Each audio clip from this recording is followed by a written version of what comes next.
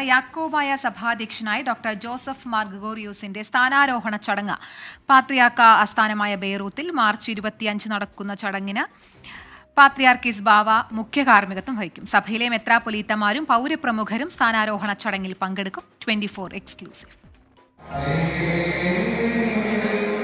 ആഗമാന സുറിയാനി orthodox സഭ പരമാധ്യക്ഷൻ Ignatius Aprem രണ്ടാമൻ പാത്രിയാർക്കീസ് ബാവ സ്ഥാനാരോഹണ ചടങ്ങിന് മുഖ്യ കാർമ്മികത്വം വഹിക്കും. നിലവിൽ യാക്കോബായ സഭയുടെ മലങ്കര മെത്രാപ്പൊലീത്തയും എപ്പിസ്കോപ്പൽ സൂനഹദോസ് പ്രസിഡന്റുമാണ് ഡോക്ടർ ജോസഫ് മാർ ഗ്രിഗോറിയോസ്. അന്തരിച്ച ബസോലിയോസ് തോമസ് പ്രഥമൻ കാതോലിക്ക ബാവ തന്റെ വിൽപത്രത്തിലൂടെ പിൻഗാമിയായി ഗ്രിഗോറിയോസ് മെത്രാപ്പൊലീത്തയുടെ പേര് നിർദ്ദേശിച്ചിരുന്നു.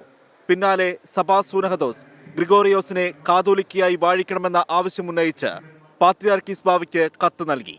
കേരളത്തിലെത്തിയ പാത്രിയാർക്കീസ് ബാവ ഡോക്ടർ ജോസഫ് മാർ ഗ്രിഗോറിയോസിനെ നിയുക്ത കാതോലിക്കയായി പ്രഖ്യാപിച്ചു. തീരുമാനം ആഗമാന സുറിയാനി സഭകളും അംഗീകരിച്ചു. മാർച്ച് 25 ബെയ്റൂത്തിലെ പാത്രിയാർക്ക ആസ്ഥാനത്ത് വെച്ച് നടക്കുന്ന ചടങ്ങിൽ സഭയിലെ മെത്രാപ്പൊലീത്തമാരും സുറിയാനി ഓർത്തഡോക്സ് സഭകളുടെ ആർച്ച് ബിഷപ്പുമാരും പങ്കെടുക്കും. 26 ആഗമാന സുറിയാനി ഓർത്തഡോക്സ് സഭകളുടെ സൂനഹദോസ് ചേരും.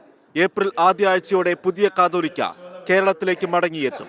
പതിറ്റാണ്ടുകളുടെ ചരിത്രമുള്ള പള്ളിത്തർക്കവും കോടതി വ്യവഹാരങ്ങളുമാണ് പുതിയ നേതൃത്വത്തെ കാത്തിരിക്കുന്ന പ്രധാന വെല്ലുവിളി. ഗീസ് പീറ്റർ, 24 കൊച്ചി.